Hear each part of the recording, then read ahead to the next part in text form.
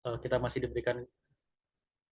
diberikan kesehatan oleh Allah sehingga dapat berkumpul untuk berbagi, berdiskusi, sharing tentang apa yang bisa mungkin kita bagikan mengenai hubungan Indonesia Palestina, terutama terkait konteks saat ini di mana sedang terjadi bencana ya, penjajahan yang luar biasa, terutama di Gaza dan merenggut banyak korban orang Palestina.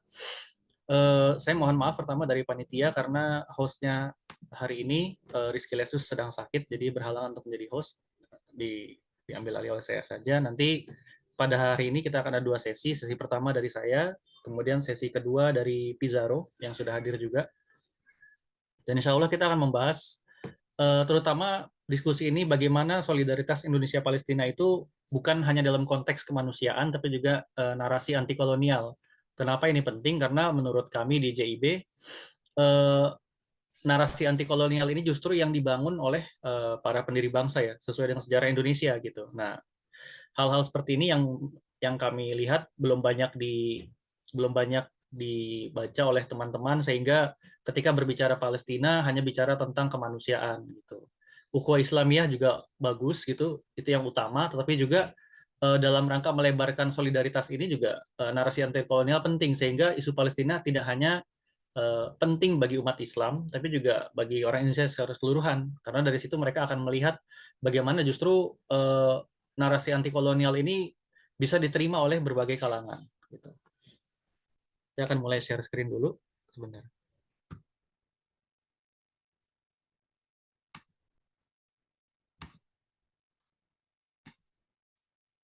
Apakah sudah terlihat oleh teman-teman?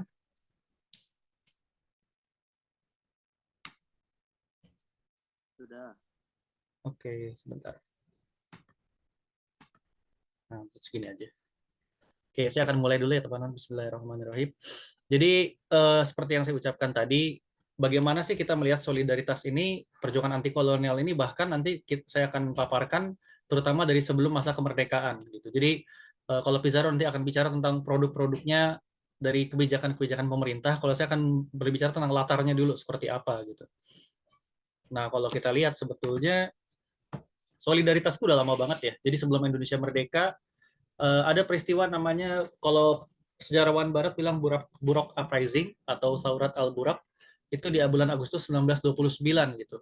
Itu terutama karena para imigran Yahudi mulai menaruh apa ya namanya, ibaratnya membentuk tempat-tempat semi permanen di tembok ratapan di sebelah barat Masjid Al-Aqsa gitu. Jadi itu menimbulkan konflik dengan masyarakat Palestina pada saat itu, terutama sekitar Masjidil Aqsa, sehingga hal ini menimbulkan aksi solidaritas. Nah, menariknya aksi solidaritas di Indonesia itu diliput oleh majalah media Palestina, South Al Shop, yaitu jadi ada solidaritas di Jawa Timur. Meskipun beritanya hanya sekelebat-sekelebat ya, tapi itu menandakan bahwa sudah ada apa namanya, sudah ada awareness tentang Indonesia juga di mata orang Palestina sebetulnya, dan sebaliknya juga begitu.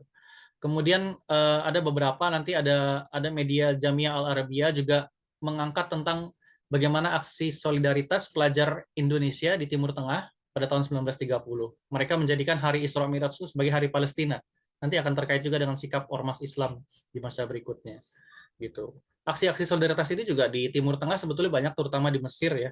Ketika pelajar-pelajar Indonesia yang ada di Kairo, terutama di Timur Tengah itu, di Mesir, mereka melakukan aksi-aksi solidaritas. Nah, salah satu yang paling signifikan menurut saya adalah nama Kiai Haji Abdul Qahar Muzakir. Nah, ini salah satu founding fathers Indonesia.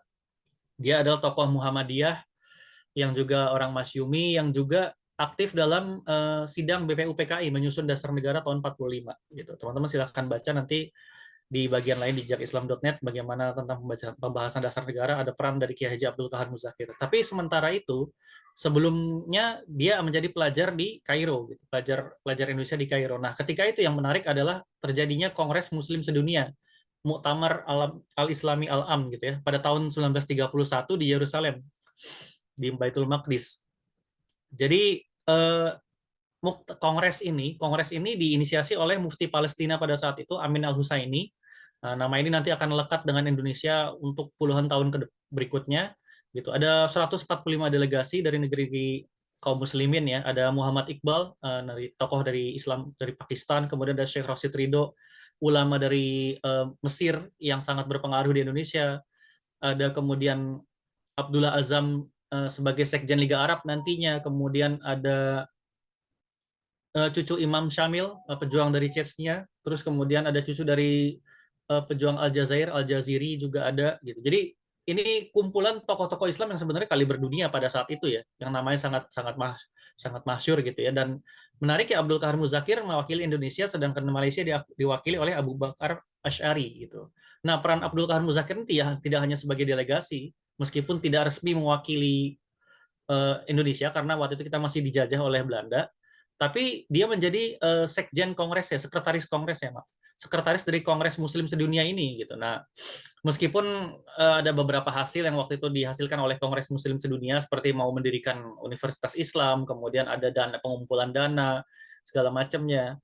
Sayangnya hasil-hasil dari kongres itu nggak banyak dilaksanakan karena sebagian besar negeri kaum muslimin sendiri yang delegasinya hadir itu masih dalam kondisi terjajah gitu.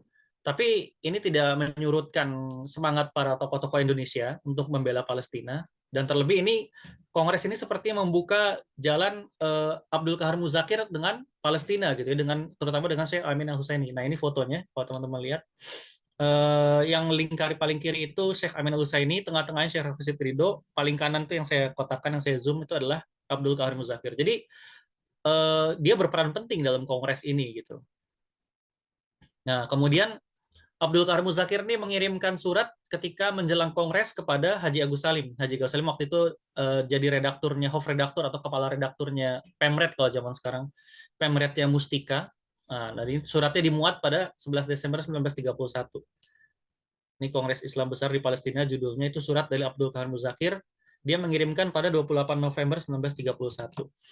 Yang paling penting mungkin saya akan ngambil bagian dari surat itu adalah bagaimana bukan ratapan ya, keluhan mungkin dari Abdul Qahar Muzakir ketika umat Islam ini sudah tidak punya satu tali lagi, sudah terpecah belah dari 450 juta jiwa itu yang dia bilang di seluruh dunia ini, sudah tidak ada khilafat katanya karena udah dihapuskan pada tahun 1924. Kemudian negeri-negeri muslimin di bawah pemerintah asing, maksudnya dijajah gitu, mereka tidak dapat menolong, saudaranya dibunuh dan segala macamnya. Bahkan di Indonesia kita dibuat sekendak Tuhan kita, maksudnya dibuat semaunya Belanda aja di Indonesia ini gitu. Tapi kita juga apa namanya, juga orang yang beriman, sehingga tiap-tiap ini orang akan mengaku muslim gitu. Nah, Masjid Al-Aqsa, Buraq Syarif, Baitul Maqdis, kalimat ini tidak asing bagi kita. Dari mana letaknya, bagaimana kita wajib menjaga. Jadi semacam ajakan untuk mulai menjaga lagi isu-isu tentang Palestina ini dari Abdul Qahar Muzakir, dan surat itu dimuat oleh Haji Agus Salim pada 1931. Kemudian fast forward sedikit, ada beberapa aksi-aksi solidaritas yang salah satu yang besar itu ada di Surabaya di Gedung Al Irsyad pada tahun 1937 bulan Juli ya. Nah, ini aksinya, ini aksi solidaritas ini lintas ormas, ada sekitar 2.000 peserta, 33 perwakilan kelompok. Ada Wondo Amiseno dari Partai Sarekat Islam Indonesia dan juga Komite Palestina. Jadi PSII waktu itu sudah membentuk namanya Komite Palestina. Kemudian ada Kiai Haji Mas Mansur dari Muhammadiyah, ada Umar Hubeiz dari Al Irsyad, ada Abdul Qahar Muzakir yang waktu itu sudah balik ke Indonesia. Jadi pada salah satu hasil dari aksi solidaritas ini adalah membuat petisi dari umat Islam di Indonesia untuk Liga Bangsa-Bangsa di Jenewa, sekarang PBB namanya. Kemudian juga membuat semacam telegram dukungan untuk Mufti Amin Al-Husaini. Nah, di sini kita bisa lihat ada Abdul Qahar Muzakir, ada Amin Al-Husaini. Jadi sepertinya Abdul Qahar Muzakir inilah yang membuka jalan bagi umat Islam di Indonesia untuk berhubungan dengan Mufti Palestina pada saat itu, Amin Al-Husaini. Itu di tahun 1937. Ini salah satu yang terbesar, dan media Belanda melihat aksi ini adalah aksi pertama umat Islam yang melibatkan lintas ras, maksudnya antara keturunan Arab dengan orang-orang bukan Arab gitu pada saat itu, yang berbicara tentang isu internasional. Itu ditandai oleh pers Belanda pada saat itu. Jadi ini aksi pertamanya yang melibatkan isu internasional dan lintas background kali ya, seperti itu. Ada banyak sekali ormas. Nah, kemudian setahun kemudian ada Kongres Al-Islam, pesertanya NU, Muhammadiyah, Partai Arab Indonesia, Komite Umat Islam Makassar, Komite Pembela Islam Palembang, dan lain-lain. Ini juga berkumpul, berkongres. Salah satu keputusannya adalah menggalakkan kunut di setiap masjid gitu. Seperti sekarang ya, kalau kita sholat di masjid berjamaah di beberapa masjid saat ini ada kunut di setiap sholat fardunya untuk mendoakan umat Islam di Palestina. Kemudian mereka juga mengirimkan kembali mosi ke Jenewa gitu.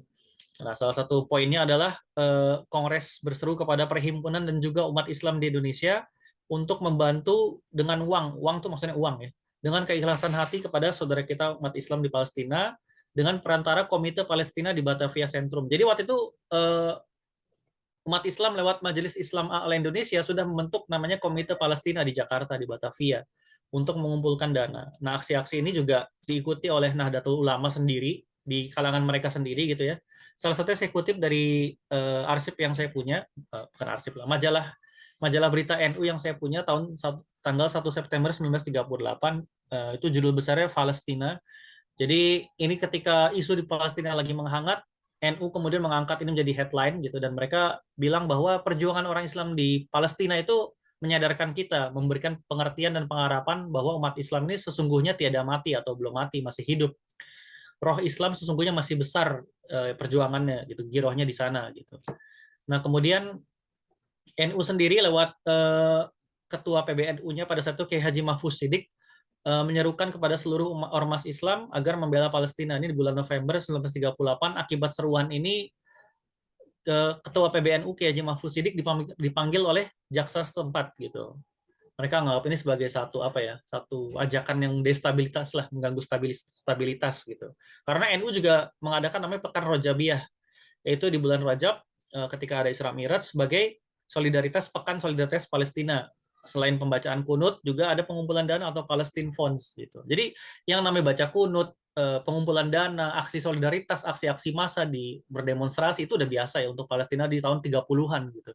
Itu bukan hal yang baru gitu. Nah, kemudian saya akan lanjut.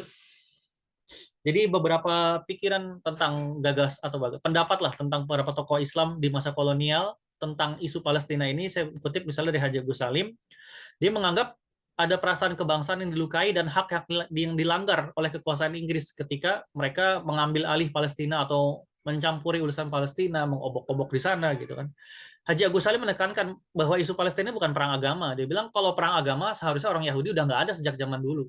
Nyatanya orang Yahudi masih hidup sampai sekarang pada saat itu tahun 30-an ya. Karena orang Islam tidak memerangi orang Yahudi gitu. Tapi kemudian orang Inggris ini dengan kekuasaannya mengobok-obok Palestina, membelah-belah, membagi-bagi, memasukkan imigran gitu. Yang ada adalah justru isu penjajahan. Mereka datang dengan laku dan gaya pertuanan. Ibaratnya pertuanan itu kayak tuan, kayak bos gitu ya. Hendak menguasai negeri, ya artinya di sini ada penguasaan negeri, ada pendudukan. Tidak suka dipersamakan dengan bangsa Arab dan rakyatnya asli. Dan mereka ini rasialis. Ini pembacaan yang sangat tajam menurut saya dari Haji Gus Salim ketika di tahun 30-an gitu ya, 30 akhir, dia sudah membaca ini adalah kolonialisme gitu. Dan ini adalah rasialisme. Kalau kita lihat sekarang banyak organisasi HAM menyebut ini rezim apartheid di Israel, dan itu yang dibaca oleh Haji Agus Salim gitu ya. Ada juga Kiai Haji Saifuddin Zuhri, Muhammad Natsir dan Haji Agus Salim melihat ini keadilan dunia barat terhadap orang Arab, terhadap umat Islam di Arab gitu. Kalau kata Muhammad Natsir, orang-orang Arab ini nggak pernah ditanya di sekelilingnya bagaimana soal Palestina. Orang-orang Eropa terutama Inggris dengan seenak-enaknya aja menentukan nasib orang Palestina, membelah-belah gitu, dan mereka nggak akan rela gitu kan kalau orang Arab ditanya tentang deklarasi Balfour itu diteruskan. Itu kata Muhammad Nasir tahun 1941. Kemudian Kiai Haji Saifuddin Zuhri, salah satu tokoh NU ya yang pernah menjadi Menteri Agama Indonesia, dia juga bilang sejarah dan keadilan tentu tidak akan membenarkan seorang tamu yang asing yang tidak punya keterikatan apapun merampas hak dan akhirnya mengusir tuan rumah. Di sini juga Kiai Haji Saifuddin Zuhri bilang bahwa ini adalah soal kolonialisme ya, soal pendudukan, soal penjajahan gitu kan.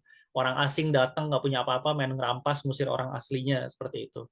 Kemudian pastilah dunia Islam akan menganggap Yahudi seluruhnya sebagai musuh sebesar-besar ya. Kenapa?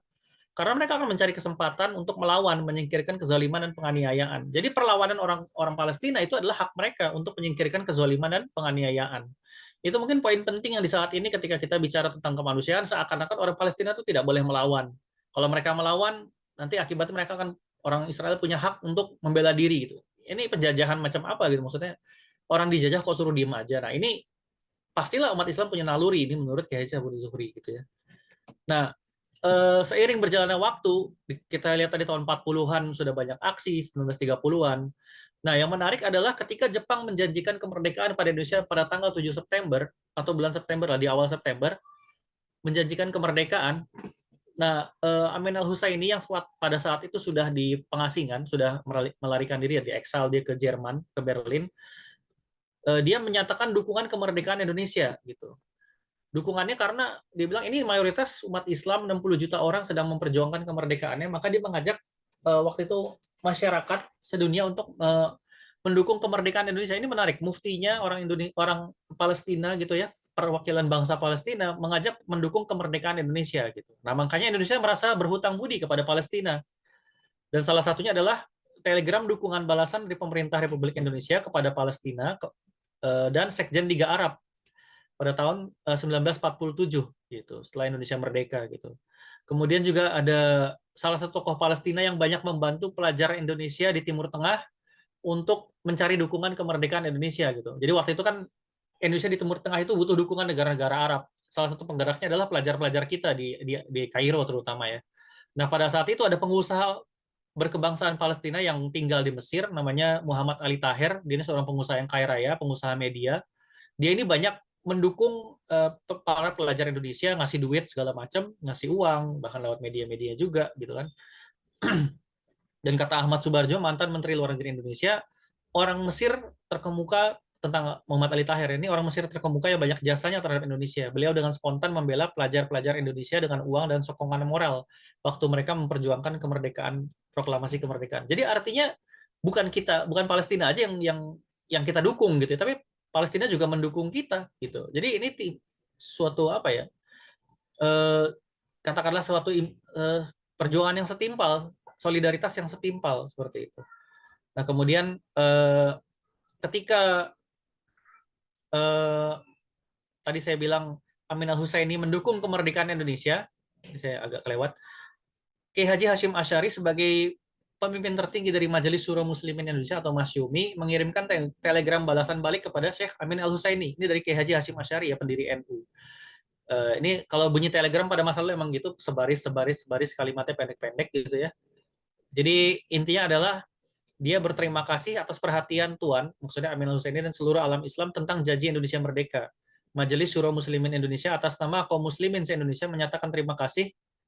Asyukru walhamdulillah, guna kepentingan Islam kami akan lebih perhebatkan perjuangan kami di samping dari Nippon waktu itu karena masih diberikan janji oleh Jepang sampai kemenangan akhir. Moga-moga pula perjuangan kemerdekaan negeri Palestina dan negara Arab lainnya tercapai gitu. Dari Hashim Asy'ari ini bulan September 1944. Jadi nggak lama Amin al-Husaini mengirimkan telegram, menyiarkan dukungan kepada kemerdekaan Indonesia, Kiai Haji Hashim Asy'ari mengirimkan telegram balasan. Kira-kira seperti itu. Nah, ini salah satu aktivitas di mana Amin al-Husaini masih aktif mendukung Indonesia, yaitu salah satunya persepsi pengakuan kemerdekaan Indonesia di Mesir. Ini foto yang selingkari, yang sebelah kiri Amin al-Husaini, yang sebelah kanan yang berjenggot lebih dan berkacamata adalah Haji Agus Salim gitu. Nah, di tengah itu Raja Arab. Jadi hubungan kita dengan Palestina itu sangat erat gitu. Itu backgroundnya sehingga Indonesia mendukung Palestina itu bukan baru-baru, bukan karena desakan masyarakat sekarang ini atau pengaruh media sosial, tapi dari zaman dulu sudah ada gitu, dan itu dirintis oleh para aktivis Islam. Kemudian mereka mempengaruhi kebijakan negara karena banyak para tokoh Islam yang memegang pemerintahan, jabatan di pemerintahan, dan isu yang diangkat bukan sekedar ukhuwah Islamiyah itu juga, tapi juga anti kolonialisme seperti yang saya kutipkan tadi ya gitu. Ini salah satu contoh gimana Masyumi sebagai partai pada saat itu tahun 47 mendesak pemerintah untuk membantu perjuangan bangsa Arab di Palestina, misalnya di bulan Desember. Kemudian di muktamar setahun kemudian di bulan Maretnya lagi-lagi Masyumi mengirimkan radiogram untuk perjuangan di Palestina. Ada juga Partai Islam Indonesia yang menolak pembelahan terhadap Palestina. Pada saat itu Palestina udah mulai dibelah-belah gitu.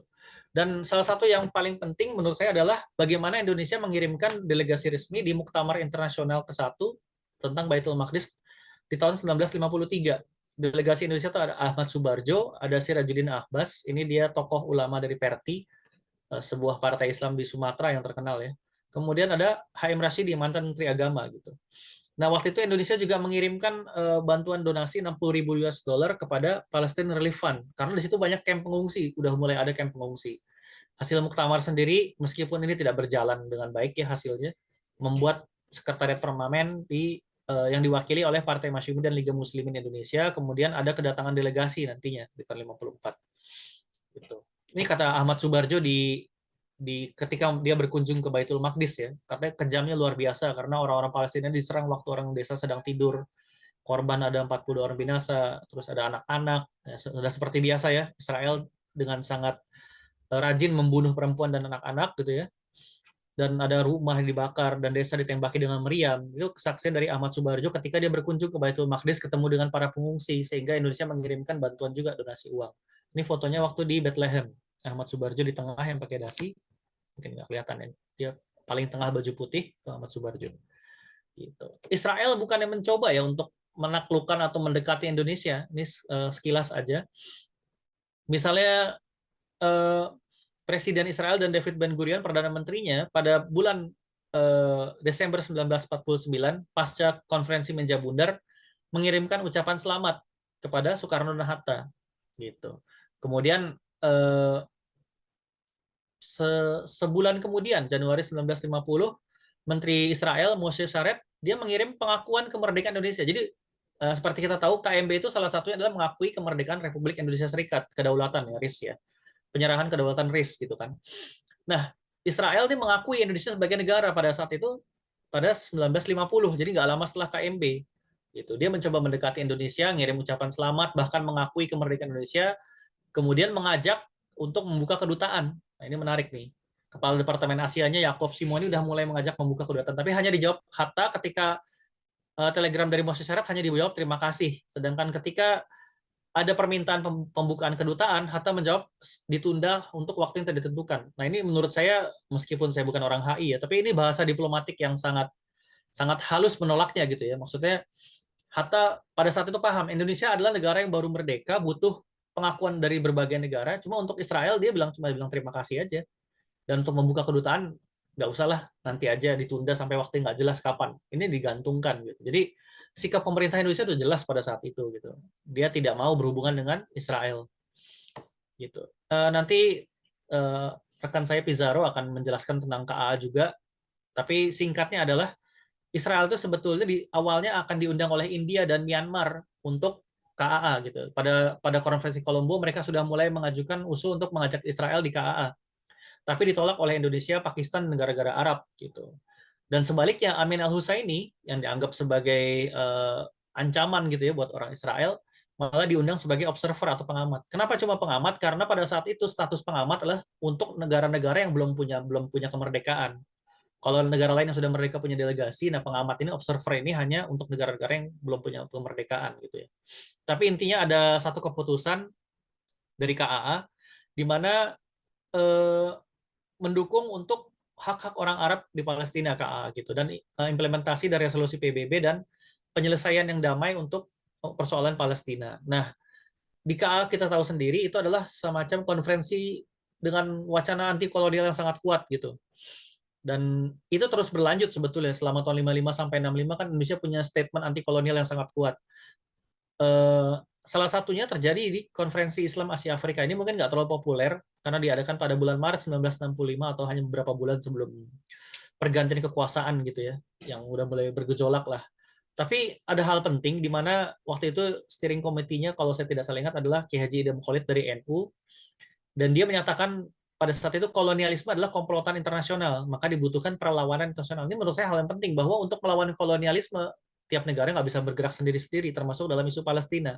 Nah, makanya KIA, Konferensi Islam Asia Afrika di tahun 65, kemudian mengeluarkan statement yang cukup keras, yaitu satu, mendukung restorasi penuh hak orang Arab di Palestina untuk tanah air mereka, dan hak untuk self-determination, menentukan nasib sendiri. Kemudian declare juga the full support, dukungan penuh untuk orang Palestina in their struggle for liberation from colonialism. Jadi perjuangan untuk merdeka dari kolonialisme dan rasisme. Nah, ini seperti saya ulang tadi ketika kita bahas Haji Agus Salim, dia sudah melihat soal Palestina ini sebagai soal penjajahan dan rasialisme.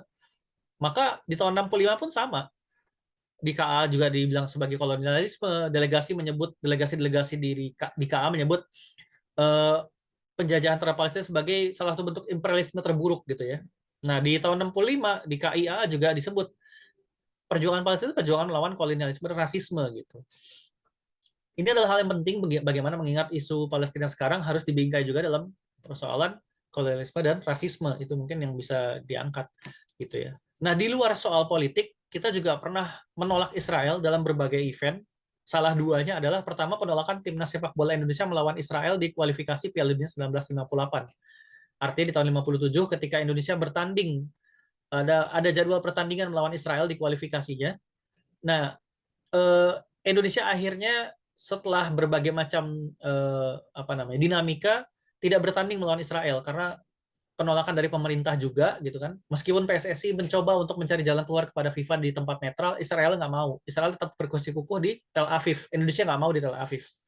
Gitu. Akhirnya udah bubar. Indonesia kalah WO ya, gitu, tidak ikut bertanding. Israel kemudian lolos ke grup selanjutnya meskipun akhirnya dikalahkan oleh Wales, jadi nggak lolos juga Piala Dunia 1958. Gitu. Dan yang kedua adalah penolakan Israel di Asian Games 1962.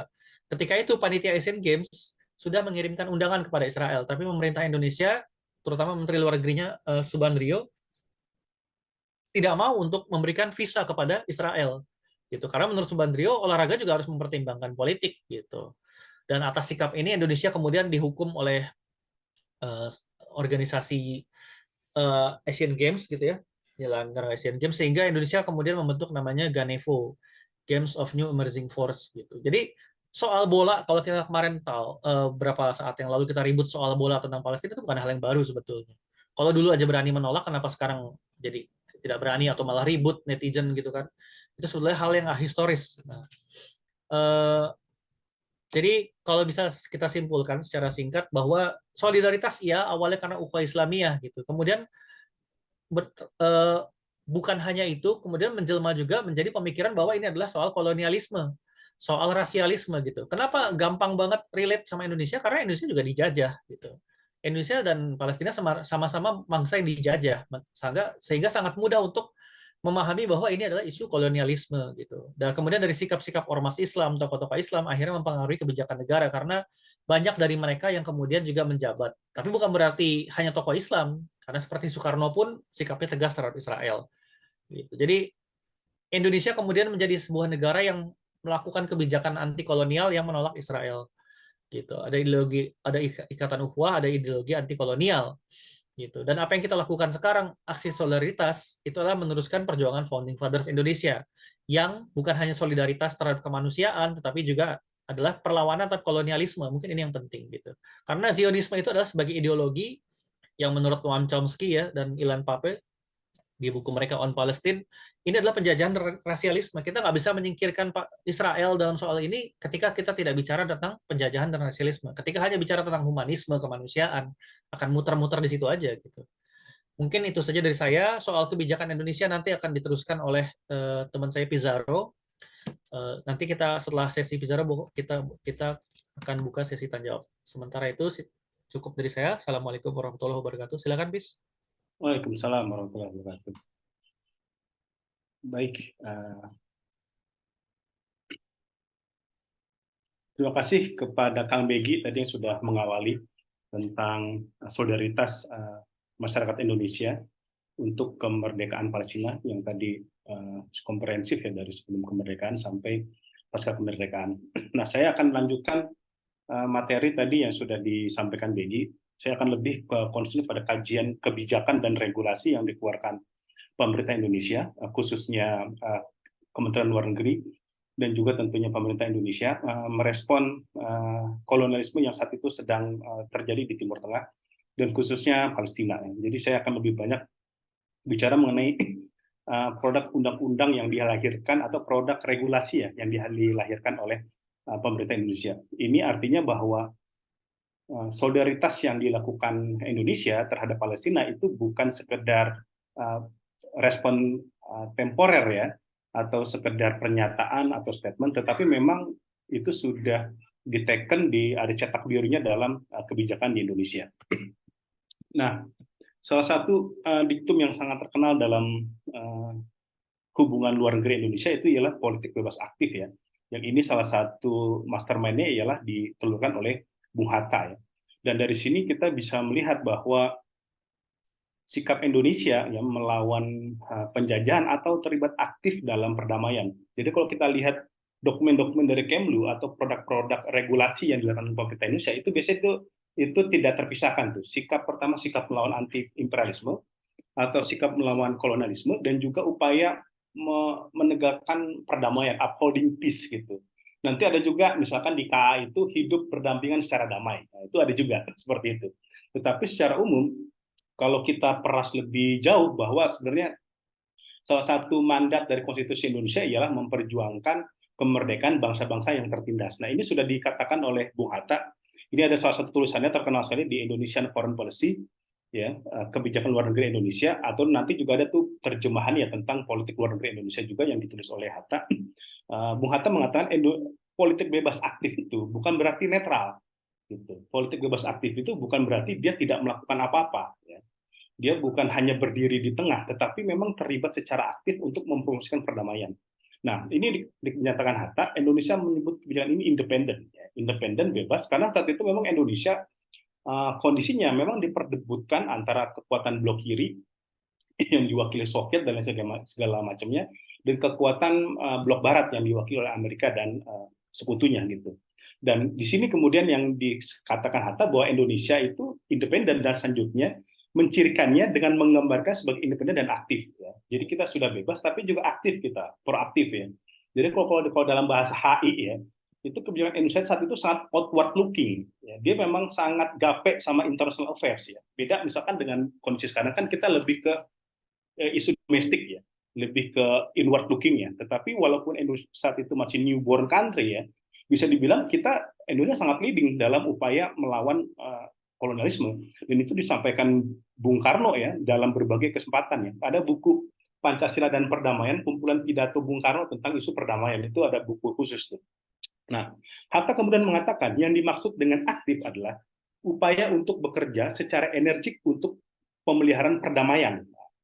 Dia mempromot peace, mempromosi perdamaian, dan relaksasi ketegangan yang dihasilkan oleh kedua blok melalui upaya yang didukung jika mungkin oleh mayoritas anggota Perserikatan Bangsa-Bangsa.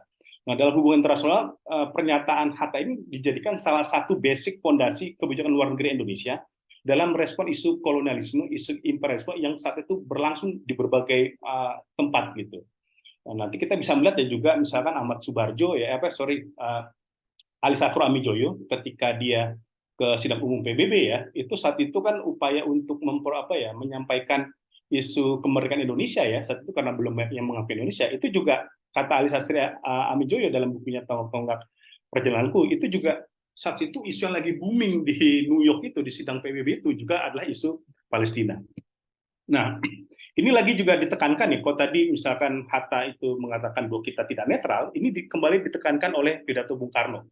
Ya, pidato Bung Karno itu juga itu jarek ya, jalannya revolusi kita. Yang ini jarek ini nanti kalau kita bicara produk dokumennya Kementerian Luar Negeri di eranya Bung Karno, ini menjadikan salah satu basis fondasi kebijakan luar negeri Indonesia. Nanti ada jarek ya, kemudian membangun dunia kembali dan lain sebagainya. Nah, Bung Karno di sini tegas mengatakan kita itu tidak netral, kita tidak penonton kosong daripada kejadian-kejadian di dunia ini. Kita tidak tanpa prinsip dan kita tidak tanpa pendirian. Ya. Kalau saya boleh percepat ya, bahwa prinsip kita ialah terang Pancasila, pendirian kita ialah aktif menuju kepada perdamaian dan kesejahteraan dunia, aktif menuju kepada persahabatan segala bangsa, aktif menuju kepada lenyapnya eksploitasi kolonial, eksploitasi imperialisme, dan aktif menentang dan menghantam segala macam imperialisme dan kolonialisme dimanapun ia berada. Gitu. Nah, ini salah satu pidato Bung Karno. Nanti yang kita lihat kalau di bukunya Kemlu ya, ada misalkan yang saya jadikan rujukan itu 25 tahun Kemlu ya. Itu bagus sekali merekam sejarah diplomasi Indonesia ketika sebelum kemerdekaan dan pasca kemerdekaan. Nanti juga ada sejarah diplomasi Republik Indonesia yang 3 jilid itu ya. 3 atau 4 jilid itu juga salah satunya dijadikan dasar kebijakan luar negeri Indonesia untuk melawan kolonialisme dan juga memperjuangkan Palestina. Nah, ini beberapa menu pertama Republik Indonesia ya, yang banyak membangun dasar kebijakan luar negeri yang anti kolonial dan bebas aktif ya. Kalau kita lihat dari postur Kementerian Luar Negeri ya, pertama kali dibentuk itu salah satu menterinya itu Ahmad Subarjo ya. Ini alumni Belanda ya, tapi dari Partai Masyumi. Jadi Menteri Luar Negeri pertama Indonesia itu dari Masyumi ya, Ahmad Subarjo gitu. Makanya sebenarnya tidak mengherankan sebenarnya kalau kita di awal-awal kebijakan-kebijakan luar negeri Indonesia atau isu yang di-rising oleh Kementerian Luar Negeri Indonesia itu tidak lepas dari perjuangan solidaritas dunia Islam seperti itu. Ya, kemudian nanti juga ada Sultan Syahrir dari PSI, Haji Agus Salim, Masyumi, lalu ada AA Maramis PNI, ada Bung Hatta non partai. Ini dia sekaligus merangkap saat itu menjadi Perdana Menteri kalau tidak salah. Lalu nanti ada Muhammad Rum. Nah, ini di buku 25 tahun Departemen Luar Negeri Indonesia. Nah, kalau kita dari sini aja, postur ini mah postur orang-orang yang tadi disebut begitu melakukan diplomasi kemerdekaan Indonesia di Timur Tengah ya. Ada Haji Agus Salim dan lain sebagainya. Nanti Sultan Syahrir juga ke India dan lain sebagainya. Jadi kita memang secara umum kebijakan luar negeri kita memang sangat beririsan sekali dengan agenda-agenda atau aspirasi anti kolonialisme, anti imperialisme dan upaya mempromosikan kemerdekaan negara-negara yang terjajah ya, termasuk nanti ada Palestina, di negara-negara di Afrika Utara dan lain sebagainya. Nah, ini tadi yang buku yang saya sebut, buku 25 tahun Departemen Luar Negeri ya 1945-1970, ini dikeluarkan oleh para pegawai di Deplu ya, untuk merekam sejarah diplomasi Indonesia. Dari GB garis besar politik luar negeri Indonesia aja ya, ini dikeluarkan DPA ya tahun 61 ya. Ini masih eranya Bung Karno ya, mengatakan mengabdi pada perjuangan untuk kemerdekaan nasional Indonesia. Kedua, mengabdi pada perjuangan untuk kemerdekaan nasional dari seluruh bangsa Indonesia. Nah, jadi dia kalau ke dalam HI ya, dia tidak hanya fokus kepada outward inward looking nih, kepada penguatan domestik ya, tetapi dia juga mengangkat postur kepemimpinan Indonesia pada upaya-upaya perdamaian global gitu.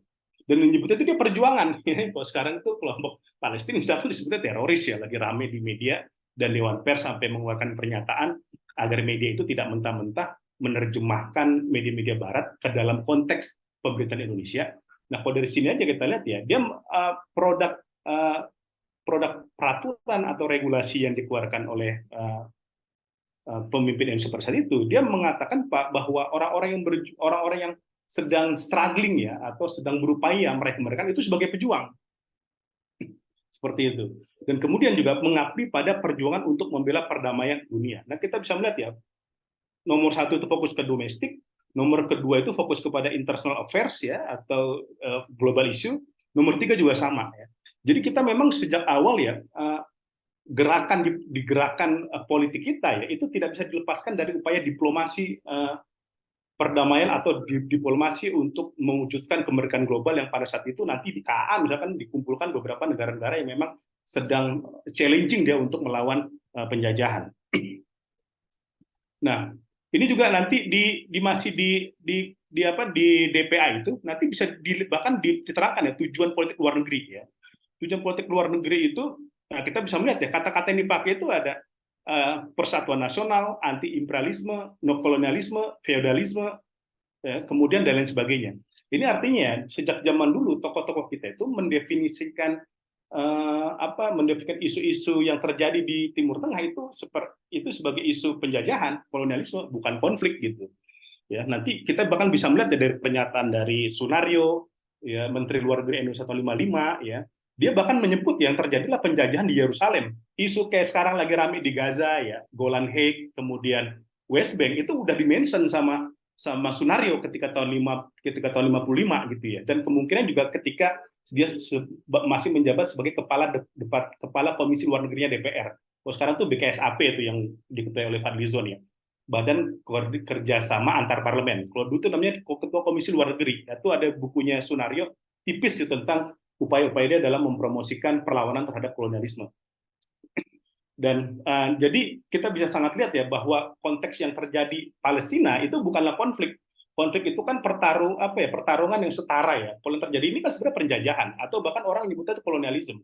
Kalau expert tentang international issue ya atau human rights itu sudah mendefinisikan apa yang berlaku di Palestina bahkan bukan lagi konflik, bukan lagi occupation tapi udah kolonialisme.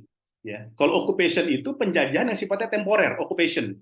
Ya, dia bisa diselesaikan melalui negosiasi. Tapi kolonialisme itu perjanjian yang permanen, ya, yang tidak bisa diselesaikan dengan negosiasi ya atau sejenisnya. Tetapi memang harus merupakan bentuk perlawanan. Nanti kita bisa melihat produk PBB tahun 82 ketika mengeluarkan resolusi dia, PBB bahkan melegitimasi upaya masyarakat atau kelompok atau warga yang sedang mengalami penindasan penjajahan kolonialisme itu dibenarkan untuk melakukan perlawanan bersenjata. Nanti produk kita bisa melihat produk resolusi PBB tahun 1982 seperti itu. Ya. Nah, jadi kata-kata kolonialisme ya, kemudian imperialisme itu sangat dominan sekali dalam produk undang-undang atau regulasi di Indonesia. Ya, ini kelanjutannya juga sama ya, mengabdi pada perjuangan untuk kemerdekaan dari seluruh bangsa-bangsa di dunia. Ya, bahkan secara spesifik dia menyebutnya sebagai perjuangan nasional bangsa Asia Afrika. Ya, ketika di garis besar politik luar negeri Indonesia. Ini ketika peralihan nih zamannya Soekarno ke Orde Baru ya, ini juga masih sama TAP MPRS. Ya, itu secara umum juga ketika mendefinisikan sifat politik luar negeri Indonesia itu tidak bisa melepaskan dengan kebijakan luar negeri yang bebas aktif tadi yang sudah disebut Bung Hatta di awal, lalu anti imperialisme, anti kolonialisme dan lain sebagainya seperti itu. Dan bahkan itu di nomor 1 tuh. Kalau kita baca TAP MPRS tahun 66 itu sifat politik luar negeri kita itu bahkan nggak hanya bebas aktif ya. Beberapa pakar hubungan internasional mengatakan kebijakan luar negeri kita tuh bebas aktif, tetapi kalau kita TAP MPRS itu ditambahkan bebas aktif, anti imperialisme dan kolonialisme dalam segala bentuk manifestasinya dan ikut melaksanakan ketertiban dunia yang berdasarkan kemerdekaan, peran abadi dan keadilan sosial. Betul. Nah, ini masih sama ya, ini juga masih dari TAP MPRS ya, hampir sama seperti itu. Nah, ini kemudian di Konferensi Asia Afrika ya. Saya sekedar menambahkan tadi apa yang disampaikan oleh Begi tadi ya. Dari beberapa para saksi mata gitu ya dan maupun ahli ya, bahwa sejak awal memang Soekarno itu menolak keikutsertaan Israel dalam Konferensi Asia Afrika ya. Indonesia dan Pakistan tegas menolak partisipasi negara Zionis ya. Dan bahkan mereka nanti mampu tuh Indonesia dengan lobbynya itu meyakinkan Myanmar, India dan Sri Lanka yang awalnya itu mendukung. Bahkan Myanmar itu sempat ngancem kan, kalau Zionis itu Israel itu nggak ikut, mereka akan cabut. Problematikanya itu kan co-sponsor Myanmar, Burma pada waktu itu co-sponsor, pihak yang ikut mensponsori nanti adanya Konferensi Afrika. Nah itu karena tidak ditanggung oleh Indonesia sendiri, tapi ditanggung oleh negara-negara yang lain gitu. Begitu juga Nehru sebenarnya itu, Jawaharlal Nehru, Perdana Menteri India, itu sebenarnya enggan menggolongkan Zionisme sebagai imperialisme. Ya, tetapi karena mungkin dinamika diskursus pada saat itu, aspirasi dari negara-negara pada saat itu, dia kemudian mengakui bahwa Zionisme memang merupakan langkah yang agresif. Ya, tindakan agresioner yang dilakukan oleh Israel terhadap bangsa Palestina. Gitu. Nah, ini bisa kita lihat di bukunya Ide Gede Anak Agung, ya, itu Menlunya Indonesia tahun 55 sampai 56 pasca KA. Lalu urusan Abdul Ghani, salah panitia dari Konferensi Asia Afrika tahun 55. Nah, ini ucapannya urusan Abdul Ghani di bukunya itu Bandung Connection ya. Burma dan Sri Lanka tidak keberatan mengundang Israel. Indonesia dan Pakistan itu keberatan. India sendiri itu sekalipun tidak anti, namun undangan kepada Israel mengandung resiko. Nah, ini ada problem resikonya bahwa negara-negara Arab tidak akan ada yang mau datang. Karena saat itu isu mengenai perlawanan terhadap rezim Zionis ya itu memang menjadi isu mainstream, arus utama, bahkan sebenarnya nggak hanya di negara Arab ya, tetapi di dunia global gitu. Tetapi berkat dengan lobby segala macam akhirnya diputuskan bahwa Konferensi Afrika tidak mengundang Israel. Nah, ini pernyataannya Ide Anak Agung ya, dia salah seorang diplomat ya, nanti kemudian menjadi Menteri Luar Negeri pasca Sunario Sastrowardoyo tahun 55 ya. Bahkan Ide Anak Agung itu mengatakan bahwa sebenarnya kenapa Burma itu mendukung Israel untuk datang ya sebagai negara sosialis? Ya memang ini karena ada faktor kedekatan Perdana Menterinya Burma UNU pada saat itu dengan Ben Gurion. Ya, dia tuh memang punya hubungan persahabatan yang sudah berlangsung gitu ya, sangat kuat gitu. Walaupun dia sebagai negara sosialis. Nanti kalau dalam HI itu namanya idiosinkrasi foreign policy itu. Kebijakan luar negeri yang ditentukan sama pemimpinnya. Ya, misalkan Fidel Castro dulu tuh anti sama Amerika, tapi pas Raul Castro itu deketan.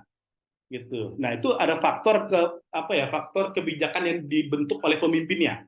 Ya, Kementerian Luar Negeri. SBY dulu tuh dekat sama Amerika, nggak dekat sama Cina, balik sekarang Jokowi itu dekatnya sama Cina. Nah, itu ada faktor idiosinkrasi. Sebagai pemimpinnya, siapa pemimpinnya, maka dia bisa menentukan kebijakan luar negerinya. Seperti itu. Tetapi sama di Anak Agung itu mention seperti yang disebut oleh Ruslan Abdul Ghani, but the participation of Israel would mean the refusal of Arab states to participate in the conference, and this would mean that Africa would have almost no representation. Nah, kebijakan mengundang Zionis itu nanti tidak hanya residunya, itu tidak hanya terjadi penolakan terhadap bangsa Arab, tapi juga bangsa Afrika yang memiliki nasib senasib sepenanggungan dengan bangsa-bangsa Arab yang saat itu sedang struggling untuk melawan kolonialisme gitu. Nah, UNO had written that he would not attend a conference in which Israel didn't participate. But after much persuasion, ya, after much berarti persuasinya banyak nih, agak panas gitu, berkali-kali lobbyingnya, gitu. Karena itu pakai kata after much persuasion and cajoling, in which the probable consequences of such action were pointed out, ya, UNO finally withdraw his proposal. Ya, UNO akhirnya itu menarik ancamannya untuk tidak datang jika Israel itu hadir seperti itu. Nah ini problematika isu ini memang direkam secara lebih gamblang dalam dokumen-dokumen atau dalam sejarah diplomasi Indonesia dalam pembebasan Palestina dan negara-negara yang lainnya. Gitu. Nah ini masih kata ide anak agung, bahkan dia menarik ya. Sebenarnya keputusan menggelar KA itu hanya akan mengundang negara-negara aja, walaupun negara-negara itu masih berjuang gitu ya, bukan political group. Jadi Sheikh Amin Husseini dulu dia didefinisikan sebagai movement group dia. Bukan sebagai state, gitu ya. Dia sebagai kelompok perlawanan, kayak gitu ya. Kalau sekarang Myanmar itu misalkan faksinya Aung San Suu Kyi yang tergeser gitu ya, gitu kan sekarang menjadi faksi perlawanan tuh ya. Nah, kata ide Anak Agung, as decided at the Bogor Conference, no political groups were invited as observers. Ya, jadi nggak ada kelompok politik itu yang diundang sebagai pengamat. Ya. Nevertheless, there were many guests who presented various political movement and group. For instance, representative of the Malayan National Movement, the Neo-Dastur of Tunisia, representative National Movement in Algeria and Morocco, and the Grand Mufti Yerusalem. Yaitu Sheikh Amin Al-Husseini, ya, seperti itu. Dan itu dia lagi dialog atau berdiskusi dengan beberapa delegasi ya yang ada di Konferensi Asia Afrika. Nah ini di bukunya Ide Anak Agung itu 25 tahun kebijakan luar negeri Indonesia, 45 sampai 20 tahun ya, 20 tahun. Itu sangat menarik sekali untuk kita bahas sebenarnya. Diskusinya apa? Dia merekam secara luas mengenai sejarah diplomasi yang sedang dibangun Indonesia pada saat itu. Nah ini yang menarik ya. Ini di KA nih. Ini dulu Sunario itu menjadi Menteri Luar Negerinya. Dia pendiri PNI, alumni Belanda, yang kemudian menjadi Menteri Luar Negeri. Ya ini eyangnya Dian Sastrowardoyo ya. Jadi bukan kakek langsung, tapi adik kakak lah sama kakeknya gitu. Nah, dia bukan dari partai Islam, dia bukan dari kalangan Islam, dia nggak alumni pesantren gitu ya. Tetapi kita melihat ya, dia mau mention isu penjajahan ini sangat keras sekali ya. Israel melakukan ekspansi wilayah yang lebih luas lagi, yakni ke tepi barat. Nah, West Bank ya, Gaza, Sinai, hingga dataran tinggi Golan ya. Karena fakta-fakta itu, maka Indonesia dari semula belum pernah bersedia untuk mengakui Israel sebagai negara. Masalah Yerusalem yang dijajah Israel itu adalah penting pula bagi umat Islam di Indonesia dan di seluruh dunia. Gitu. Nah ini ada di buku buku Perjanjian Persahabatan Indonesia Mesir tahun 47. Dia di situ nulis Konferensi Asia Afrika dan masalah Timur Tengah. Ini buku walaupun isinya tentang Perjanjian Persahabatan Indonesia Mesir, tapi hampir semua penulisnya itu mention isu Palestina di dalamnya. Ada Nasir, ada Mukhtar Kusmat Maja, ada Malik, ada Rashidi, ya, kemudian ada Ali Sakur Amijoyo dan lain sebagainya. Begitu. Nah ini tadi yang udah dimention Begi, akhirnya isu mengenai Palestina itu dimention dalam komunike akhir ya Konferensi KA. Ya ini teman-teman bisa lihat sendiri ya, mengingat adanya ketegangan di Timur Tengah yang disebabkan oleh karena keadaan Palestina dan adanya bahaya bagi perdamaian dunia yang dilupakan dalam ini, Konferensi Asia Afrika menyatakan sokongannya kepada hak bangsa Arab dan Palestina dan dicapainya suatu penyelesaian dengan jalan damai dari masalah Palestina. Nah ini pernyataannya Mukhtar Kusmat Maja nanti di buku ini ya. Mukhtar Kusmat Maja ini jadi Menlu tahun 78 sampai 88, 10 tahun di eranya Orde Baru ya. Tapi kita bisa lihat ya, dari mulai tadi yang Begi mention di prakemerdekaan sampai era di Orde Baru, itu isu mengenai penjajahan Palestina masih menjadi concerning dari kebijakan luar negeri Indonesia. Ya kata Mukhtar ya, Indonesia dalam politik luar negerinya berpegang pada prinsip bebas aktif dan anti penjajahan. Nah, jelas tuh anti penjajahan. Dia nggak pakai kata konflik, senantiasa menunjukkan sikap empati dan mendukung perjuangan bangsa Arab di Timur Tengah serta dipulihkannya kembali hak-hak sah dari rakyat Palestina atas tanah air mereka. Selalu dia mentionnya hak. right gitu ya. Makanya kan sekarang kan banyak orang pakar human right itu ketika misalkan Hamas itu melakukan serangan kepada Zionis itu kan hak membela diri sebenarnya. Dia bukan serangan yang terjadi begitu saja, tetapi serangan yang dipicu oleh penjajahan panjang yang sedang dialami oleh bangsa Palestina. Ya mungkin sedikit lagi. Nah ini tadi yang saya sebut resolusi PBB. Ini resolusi PBB 3743 tahun 82, ya, tapi masih berlangsung sampai sekarang. Ya, itu menegaskan bahwa reaffirms the legitimacy of the struggle of peoples for their independence, territorial integrity, national unity, and liberation from colonial domination. Nah, dia pakai kata kolonial tuh, kalau PBB itu. Dia nggak pakai konflik, seperti ya, konflik, domination atau lain sebagainya. Apartheid tadi yang disebut Begi, and foreign occupation, ya, penjajahan by all available means, including armed struggle, ya. Menegaskan kembali bahwa melegitimasi perjuangan bangsa-bangsa untuk meraih kemerdekaannya, integritas teritorialnya melawan kolonialisme itu dibenarkan dengan cara apapun termasuk perlawanan bersenjata. Nah, itu kata PBB yang ngomong, bukan kata faksi perlawanan Palestina ya atau negara-negara Muslim atau OKI. Ini kata PBB sendiri itu. Ya dibolehkan termasuk perlawanan bersenjata gitu. Dan ini bahkan sampai sekarang ini produk yang era kontemporer ya. Ini dari produk Kementerian Luar Negeri tahun 2019 ya. Ini yang kemudian menjadi dasar berbagai kalangan untuk menolak kehadiran timnas Israel tuh ya yang kemarin di Piala Dunia U20 termasuk yang olahraga pantai ya yang juga berlangsung beberapa hari lalu yang kemudian tapi nggak jadi ya. There is no official relationship between the Indonesian government and Israel at any level, including in the correspondent who is using official letterhead. Not officially receiving the Israel delegation and at official venues. Nah ini tadi nih, kalau tadi misalkan tadi BG menyebut nggak boleh tuh bendera berkibar, Hatta kan termasuk juga mengatakan konsekuensinya berat tuh kalau kita nerima timnas Israel bertanding karena mengibarkan bendera Indonesia. Nah, the flying of using of flag symbols and other attributes, as well as the playing of the Israel national anthem in the territory of Republic Indonesia is not permitted. Nah, jadi dari sejarah panjang kita berjuang melawan Palestina sampai sekarang itu masih terus berlangsung di produk undang-undang kita, legislasi kita itu masih terus mempertahankan itu. Oke, ini karena waktunya udah dikit lagi ya, mungkin sedikit aja 3 menit lagi.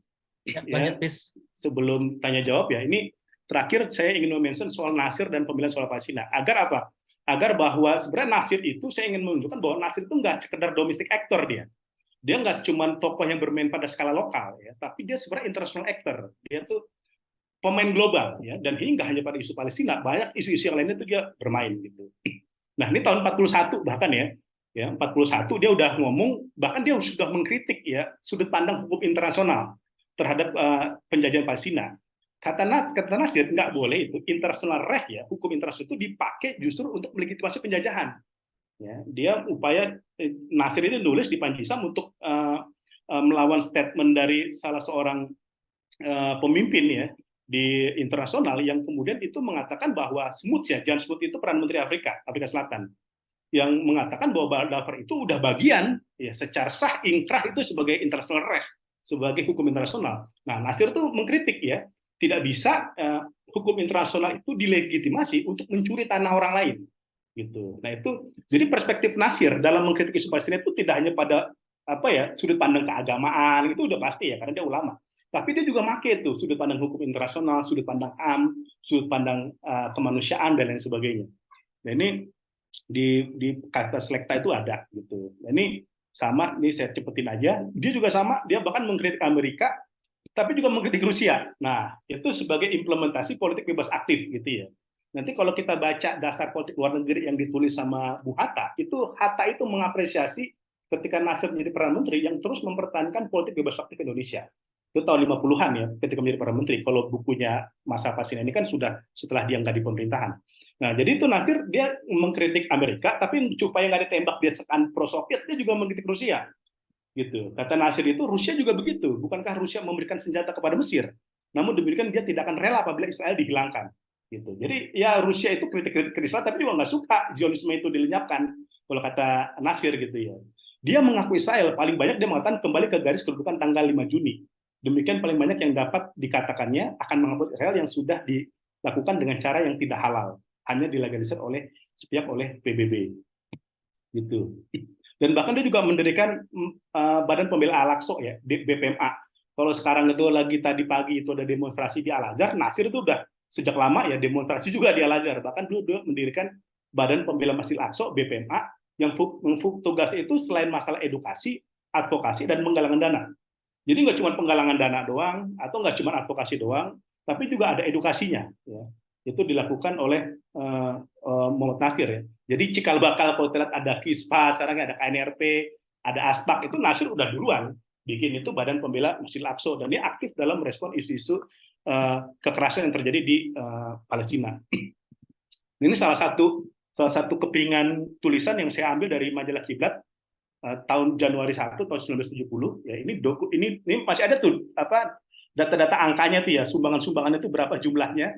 Ya, itu masih ada ya. Dan apa kata Nasir? Yang penting kita bangkitkan solidaritas umat Islam dalam membebaskan Masjidil Aqsa. Kita tunjukkan kepada Israel dan Amerika bahwa umat Islam di Palestina tidak sendirian. Mereka mempunyai saudara ratusan juta muslim di dunia ini. Bahkan dia juga mengkritik orang-orang. Nah, ini mengkritik kepada Orde Baru sebenarnya. Kita punya kebijakan anti terhadap penjajahan, anti kolonialisme, ya, anti terhadap Israel, tetapi kita threat-nya atau goods-nya Israel itu masuk ke kita. Ya. Nah, ini kata Nasir, umpamanya hubungan dagang antara Indonesia dan Israel resminya nggak ada. Memang kita nggak punya. Tapi coba kalau ke Suriname, ke supermarket, ke pasar, ya, berapa banyak barang-barang made in Israel yang kita beli? Ada baju, celana, buah-buahan, dan sebagainya. Bagus-bagus dan enak. Tapi apakah kita tak bisa membeli barang-barang produk kita sendiri? Kenapa mesti membeli baju buatan Israel? Nah, ini dalam tulisan dia, hidupkan solidaritas kita kepada bangsa Palestina, yang disampaikan di Masjid Al-Azhar tahun 1982. Seperti itu. Ya, jadi ini yang terakhir. Nah, ini sudut pandang Nasir melihat Palestina, ada persoalan akidah, masalah HAM, ekspansi politik Israel, masalah kemanusiaan universal, dan pelanggaran hukum internasional seperti tadi saya sebut di awal. Itu aja mungkin Bang Begi ya, yang bisa saya sampaikan tentang regulasi kebijakan Indonesia tentang kolonialisme dan Palestina. Semoga bisa bermanfaat. Assalamualaikum warahmatullahi wabarakatuh. Waalaikumsalam warahmatullahi wabarakatuh. Makasih Pis untuk kuliah 3 SKS-nya HI-nya. Menarik ya, terutama bagian-bagian dari mana teori-teori politik internasional itu juga dikuatkan gitu ya dalam soal pembelaan Palestina, dan kita diberikan pemahaman yang lebih baik. Mungkin sampai 17.25 kita bisa buka beberapa sesi pertanyaan. Mungkin 3 penanya dulu. Silakan raise hand, ada 1, 2. Nanti juga bisa nanya di kolom chat ya. Silakan dari Rafki Rusdi dulu, di unmute. Silakan Pak atau Mas. Ya, baik. Terima kasih kepada moderator, pembawa acara atas kesempatan bertanyanya. Ya, izin bertanya kepada Bapak pemateri kita hari ini. Nah, Zionisme ini kan berawal itu ketika adanya keinginan dari sebuah bangsa Yahudi itu yang dimotori dari Eropa itu ya, untuk membentuk yang namanya sebuah tanah air atau homeland ketika itu.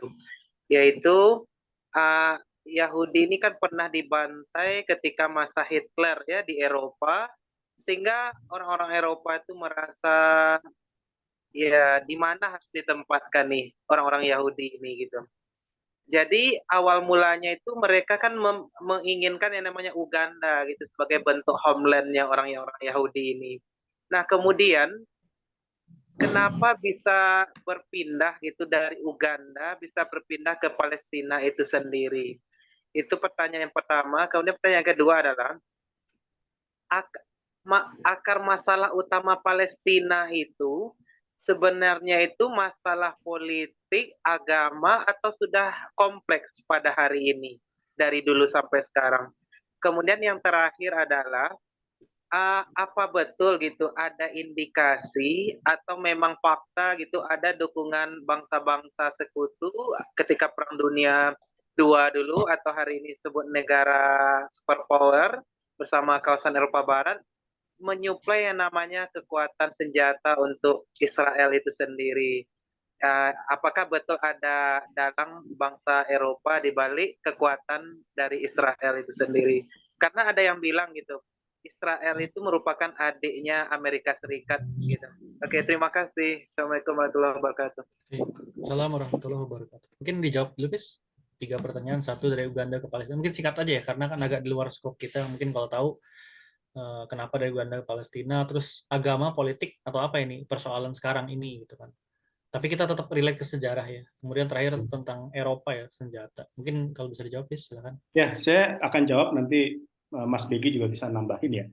sebenarnya apa yang tadi ditanyakan Mas Raffi ya, ini kalau kita bicara dalam konteks sejarah ya, itu sebenarnya juga sempat diangkat oleh tokoh-tokoh di Indonesia. Misalkan ya, dalih kelompok Zionisme untuk mencaplok karena mereka berada di Eropa, atau karena dia diperangi oleh Nazi seperti itu oleh Hitler. Kritik juga sama Sunario ya, di buku tadi yang saya sampaikan ini Perjanjian Persahabatan. Sunario mengkritik bahwa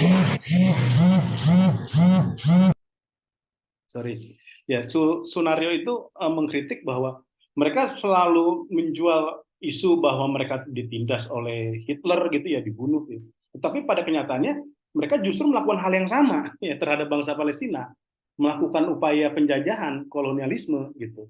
Dan mereka menjual narasi itu untuk melegitimasi upaya mereka untuk melakukan penjajahan terhadap bangsa Palestina. Nah, itu salah satu juga yang di-mention ya oleh Mr. Sunario Sastrowardoyo ya dalam isu Konferensi Asia Afrika dan masalah Timur Tengah. Jadi itu tidak bisa menjadikan dasar atau landasan mereka kemudian bergerak masuk ke wilayah Palestina dan melakukan penjajahan terhadap bangsa Palestina.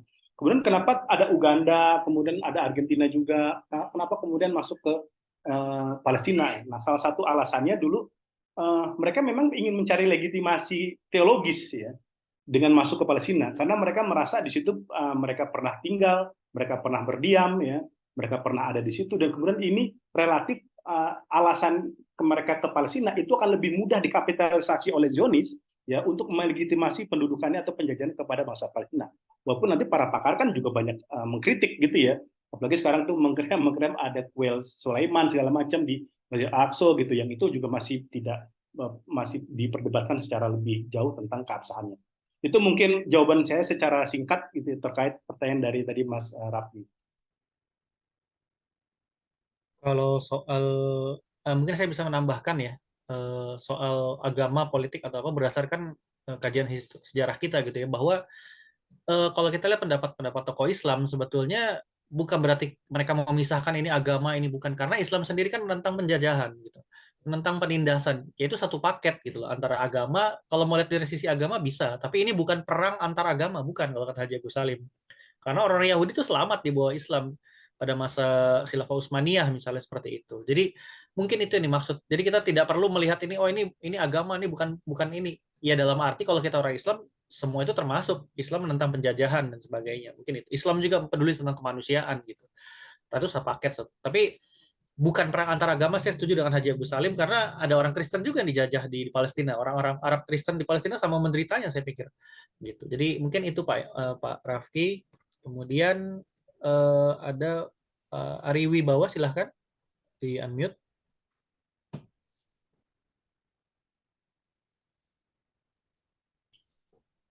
Mas atau Pak Ari Wibawa, silahkan. Atau ada yang lain?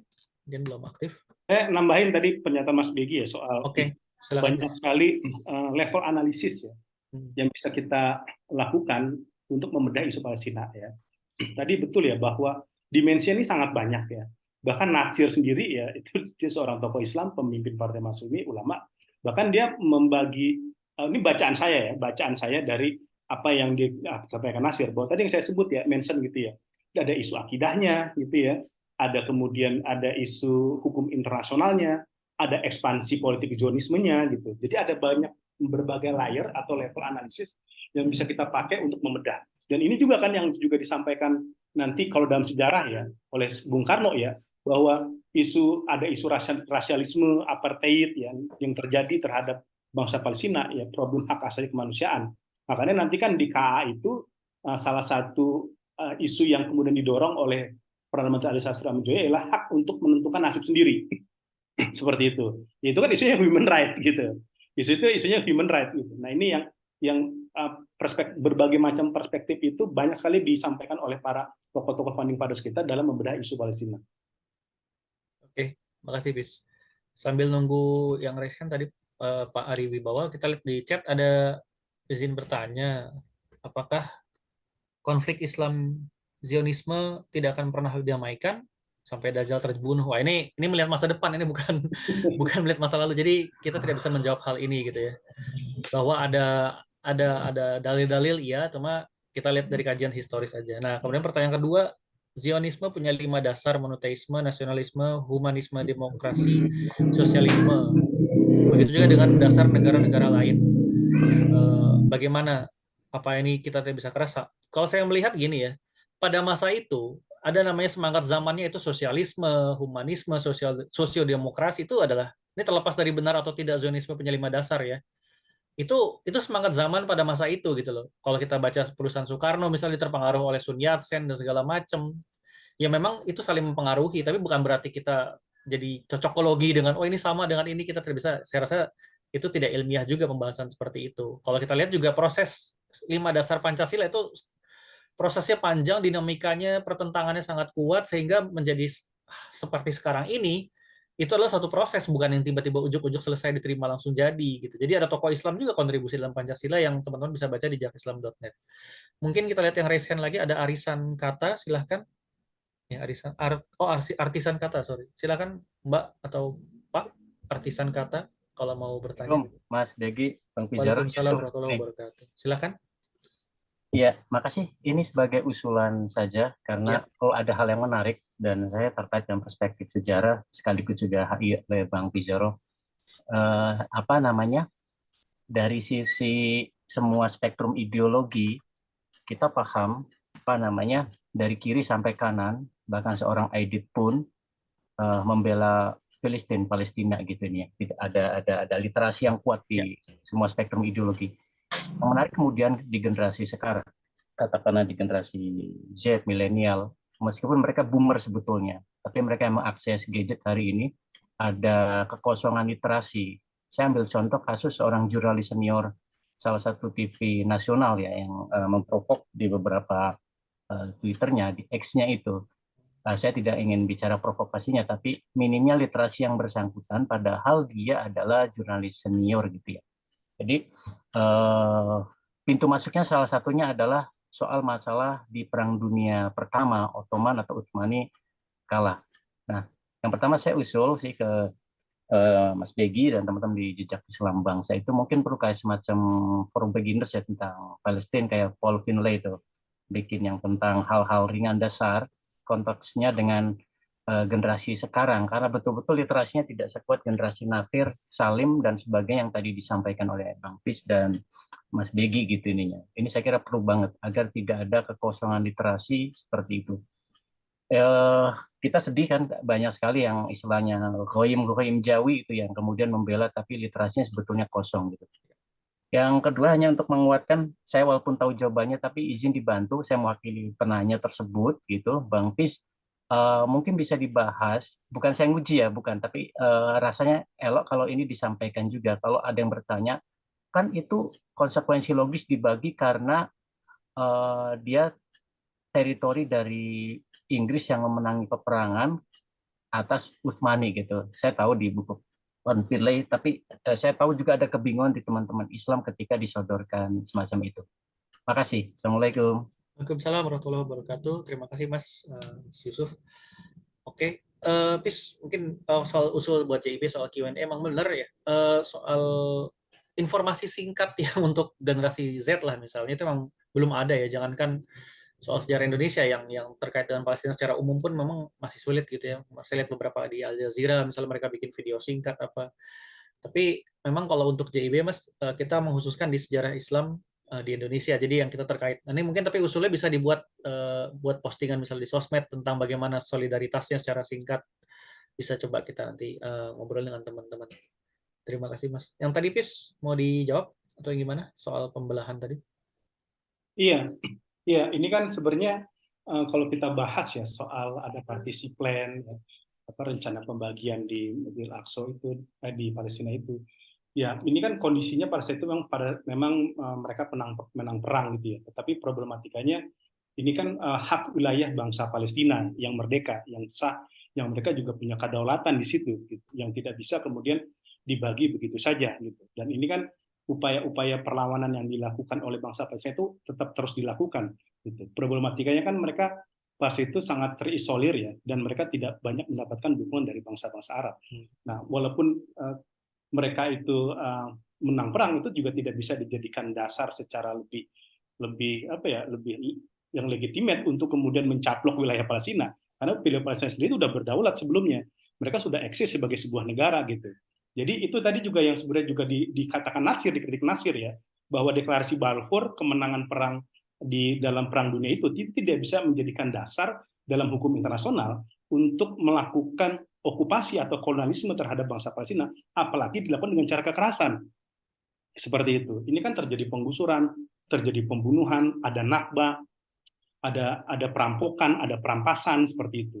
Ini kan bukan cara-cara yang diakui dalam international law seperti itu. Nah, ini yang tadi saya mention sebenarnya di awal, kenapa kemudian Nasir itu mengatakan bahwa international reh ya atau hukum internasional itu tidak bisa dijadikan dalih ya atau legitimasi alasan legal untuk melakukan penjajahan gitu. Nah, ini yang secara umum sebenarnya bisa kita bahas dalam perspektif hukum internasional yang dalam sudut pandang ini ya. Ini dalih yang apalagi kita bisa melihat dalam sejarah ini kan cara perampasan ya, pembunuhan ya, dan juga langkah-langkah yang dilakukan dengan kekerasan seperti itu. Ini yang kemudian ditolak oleh masyarakat internasional, dan kemudian kan terjadi perlawanan dari bangsa Palestina itu, dan kemudian bangsa Palestina itu juga melakukan upaya-upaya diplomatik kan ke negara-negara lain termasuk ke PBB untuk mempertahankan hak kedaulatannya.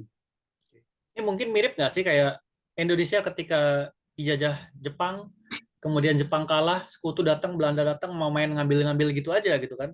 Kan sama kasus seperti itu. Seakan-akan siapa yang menang perang boleh mengacak-acak wilayah orang lain yang berada awalnya dijajahnya. Sedangkan kita punya hak untuk menentukan nasib sendiri. Mungkin di situ kata kuncinya ya. Betul. Ya sama juga kayak kasus aneksasi Rusia ke Ukraine, ke Crimea gitu. Ini kan mereka terjadi peperangan 2014 ke wilayah Ukraine. Kemudian mereka menang perang dan mengambil alih Crimea, melakukan aneksasi.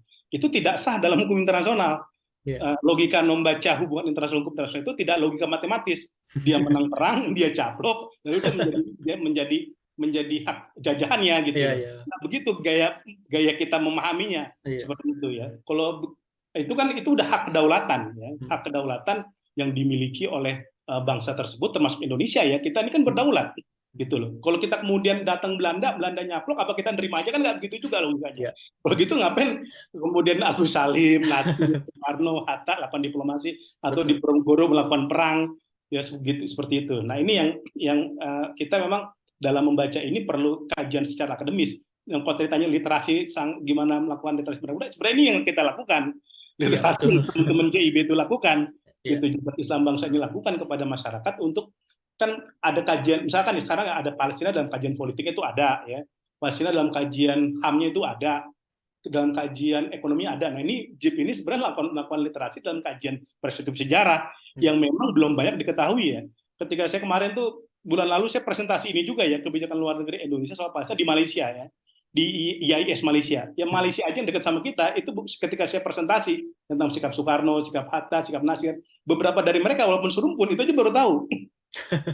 Gitu ya. Termasuk tadi yang Kahar Muzakir, dia ikut konferensi Baitul Maqdis dan kemudian memperjuangkan Baitul Maqdis sebagai representasi Indonesia, itu nggak banyak orang tahu.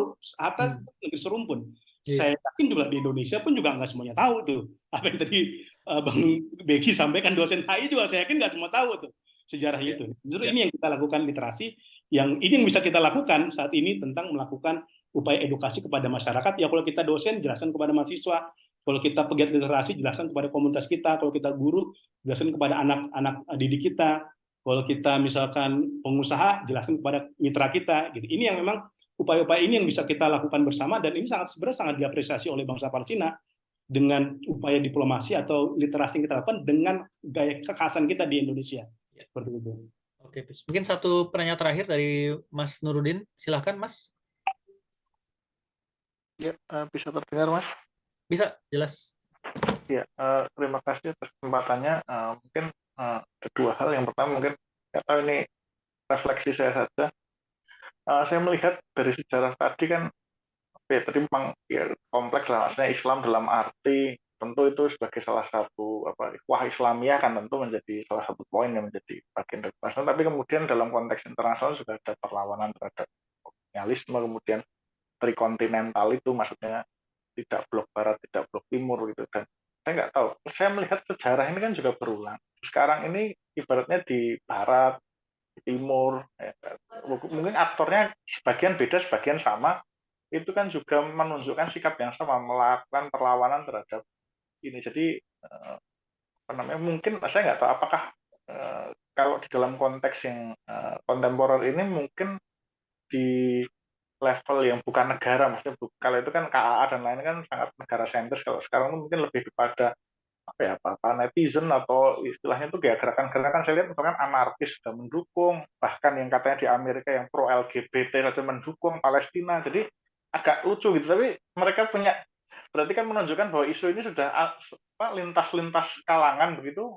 Mereka tidak terafiliasi pada negara kan, di dalam kantong-kantong. Kemarin kalau nggak salah di Harvard sudah mahasiswanya sudah ada membentuk komite solidaritas sampai universitasnya kayak nggak mau dikaitkan. Artinya kan di jantung negara barat sendiri kan sebenarnya juga ada. Dan mungkin ya tadi saya bilang, apakah mungkin kalaupun ada pergeseran dalam arti mungkin di sini bukan lagi negara sentris, tapi ya mungkin people centers atau bagaimana lah. Jadi dengan jaringan yang berbeda kan, sekarang ada digital dan lain-lain sehingga mereka bisa melebihi. Tapi menurut saya polanya sama, tetap, maksudnya bahwa keterkaitan antara kalau Islam umat Islam pasti juga ada isu Islamnya, tapi kemudian dalam dunia internasional ada semacam trikontinental, semacam kolonialisme. Apakah seperti itu ya? Yang pertama itu refleksi. Yang kedua, di kalangan Yahudi sendiri kan juga misalkan kayak di majalah Tikun, itu salah satu majalah Yahudi yang kira-kira itu dia nggak suka Zionis gitu kan, atau mungkin Ilan Pape yang kemudian ethnic cleansing dan lain-lain. Itu kan banyak juga yang bersuara sekarang. Saya nggak tahu kalau di zaman Natsir, di zaman Soekarno dan lain-lain itu apakah ada juga misalkan sebenarnya anti Zionis kan juga sudah muncul sejak Balfour sebelum dan lain-lain itu sudah ada. Apakah itu kelompok itu yang jaringan-jaringan itu juga dimention misalkan oleh tokoh-tokoh Islam di Indonesia, atau mungkin bahkan diundang misalkan dalam KAA atau yang lain, ada nggak jejak itu dalam sejarah itu? Jadi bagaimana relasi Indonesia atau umat Islam itu dengan kalangan Yahudi yang itu gitu, yang anti Zionis semacam itu adakah itu rekam jejaknya di dalam dokumen? Mungkin itu aja, Mas. Terima kasih.